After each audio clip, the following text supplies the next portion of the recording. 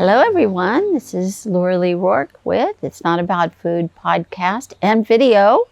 So, on a continuation of last month's video that I did on awareness, I'm going to talk about body wisdom because, you have to have awareness to even check into your body, to even know what the wisdom is. And that's why I feel like we can't talk about this enough, really, in the culture we live in.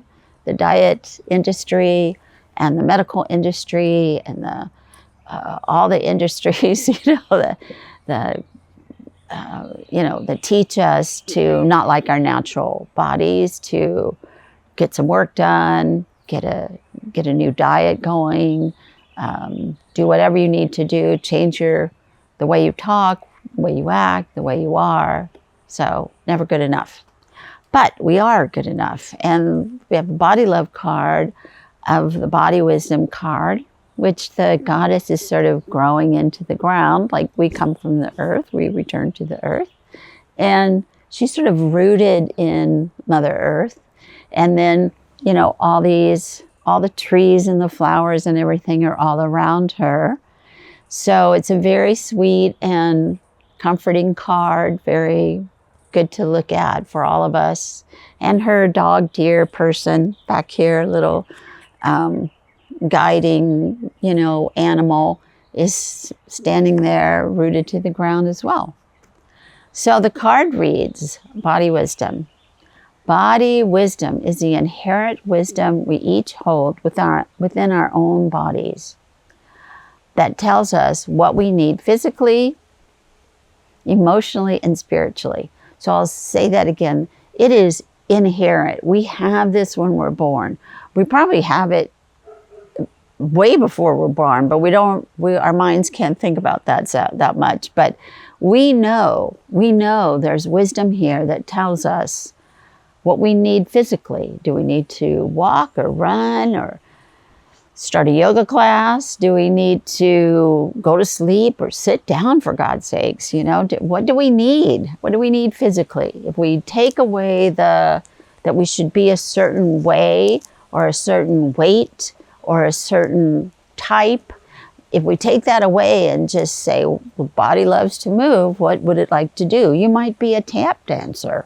You might not even go to the gym ever again, or you might start at the gym. So who knows? What does your body want to do physically and emotionally? So what am I feeling? Why am I feeling that? Where does that feeling come from? Am I okay with that feeling? All feelings are fine. They just some of us tells us a little more loudly that we're angry or that we're mad. I mean, we get that rush in our throat and in our face. But, we also will skip over, I'm actually fine. I'm actually satisfied with things. I'm actually just cruising along and being okay, or not happy at all. I'm sad. I'm not doing well. I just don't feel well, body, mind, and spirit. And so it's good that we know that. And it's good that we check in with ourselves. How are you feeling about that? And spiritually, this is a question. Being born in the Catholic religion and going to Catholic boarding schools almost my whole life taught me what religion was, but not spirituality. I didn't get that from there. I got that from nature. I got that from walking in the woods or just looking at a sunset or being just with myself in what I love to do, which at that time and still is reading. So it was good for my spirit to wander the earth, and it was good for my spirit to do what I wanted to do what I love to do. And I didn't know that. I didn't know that for a really long time. And I don't think that a lot of us do. If we're told, we're fed, spoon-fed a religion, it's at some point we don't have to, but I did think, what do I even believe? Do I even believe in anything? What do I believe? I have to tell you, it wasn't until I started AA that I heard the concept of a higher power, and that could be anything. It didn't have to be what I was taught as a Catholic. It could be anything. It could be just this spirit of all of us that connects us all to each other. It could be that.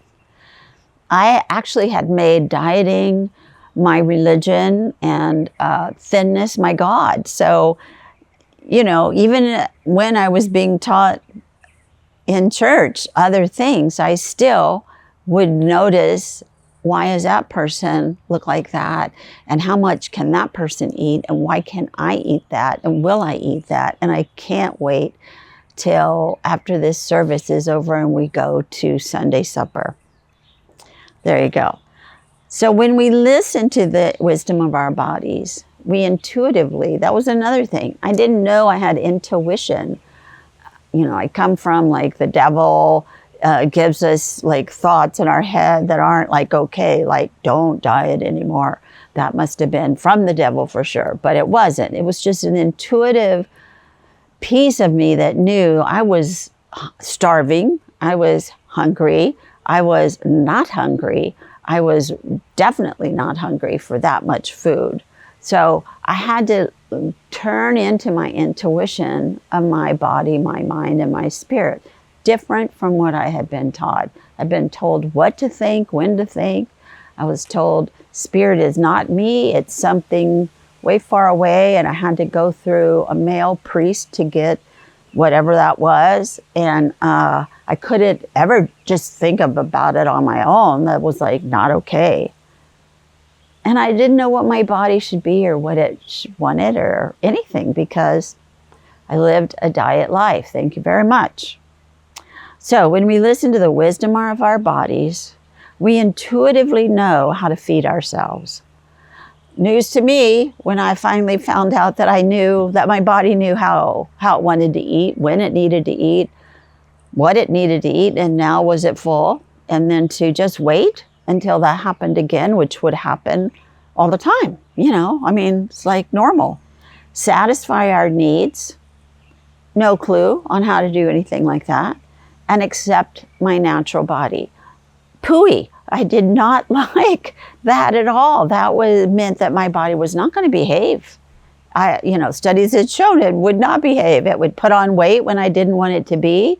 It wouldn't be as thin as I wanted it to be. It wouldn't look what I wanted it to look like. My body was just, running amok. And so I had to corral it in.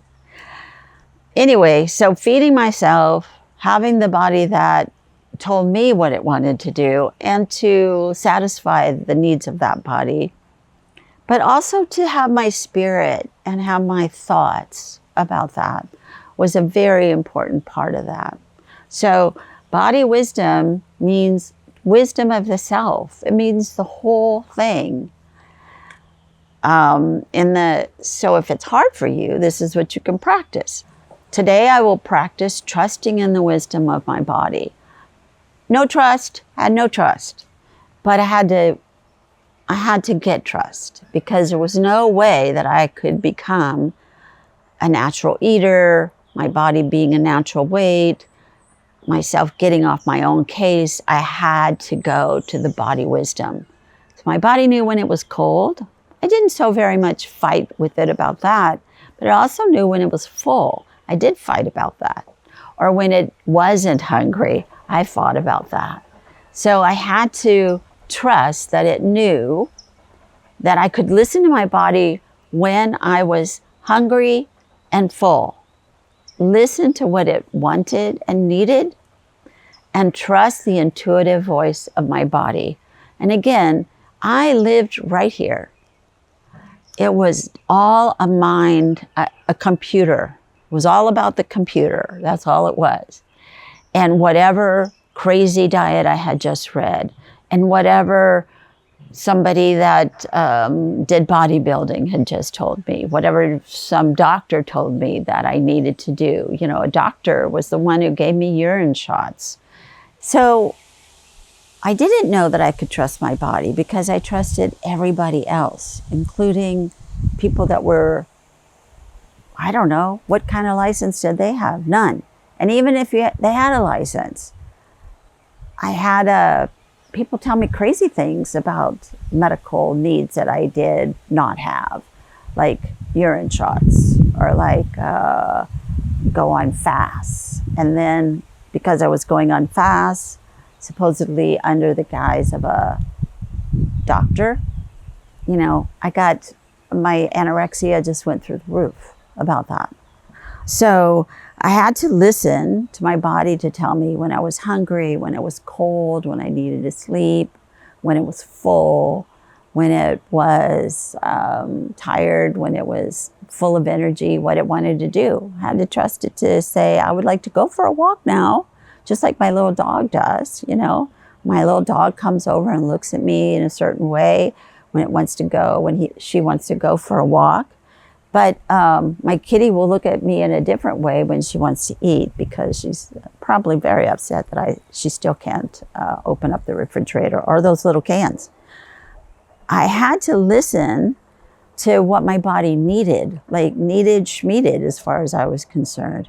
I didn't want to have any needs. I didn't want to be that person that had needs. I just wanted to be like a little island in the middle of the ocean, just floating around, and nothing bothered me and nothing touched me. You know, I just didn't want to deal with stuff. And trust the intuitive voice in my body to believe that we have intuition, that we are born with intuition. We're not just little pieces of stone to move around. We are body, mind, and spirit, and we get a lot of information from our life and from our world and from the people that we love, and that we can be intuitive about that and know what will work and what won't work. So the body wisdom is such an important piece of recovery, that we learn to trust and honor and, you know, take care of this one body that you're going to have. I'm not going to get another one. That's not going to happen. You know, I'm only going to get older and, I don't know, sicker maybe not. Maybe I'll be fine. Maybe I'll be walking the bridge at a peace march when I'm 90. I hope so. But I have no clue whether that would happen or not. It's really up to my body to know what it needs and what it wants in order to be there. So I just want to say once again, for those of you who are really suffering from this body hatred or this body dislike, and you're thinking maybe of doing shots or going on a crazy diet or listening to somebody other than yourself. And I'm not talking about your eating disorder self. I'm talking about the self deep within that wants to keep you alive, wants to keep you healthy, wants to keep you satisfied in your life. That's the part, that intuitive hit that we know, well, I'm not even hungry for this. Why am I eating? Put the fork down. You're done eating for right now. You do not have to finish your plate. You can get up and leave the table. Or, wow, I just ate and I'm still hungry. Good, yay, yay. That means your body's working. Have some more. It's all right. You know, oh my gosh, I feel like I'm too, I don't know, I don't look well enough. Get some clothes that you like. You know, it's really that simple. If you can't afford it, go to a thrift store. Try on everything in there. There's bound to be a few things in there that you'll feel good about. And the same way with your life. You don't like your job, you hate your job. It's a mind bender and a soul crusher. Get out as soon as you can. Learn a new skill. Do whatever you can to, you know, to take care of your life and to be in your life and to be of your life. So very much appreciating you listening today. And I'll see you next month, and be well. You have a beautiful body.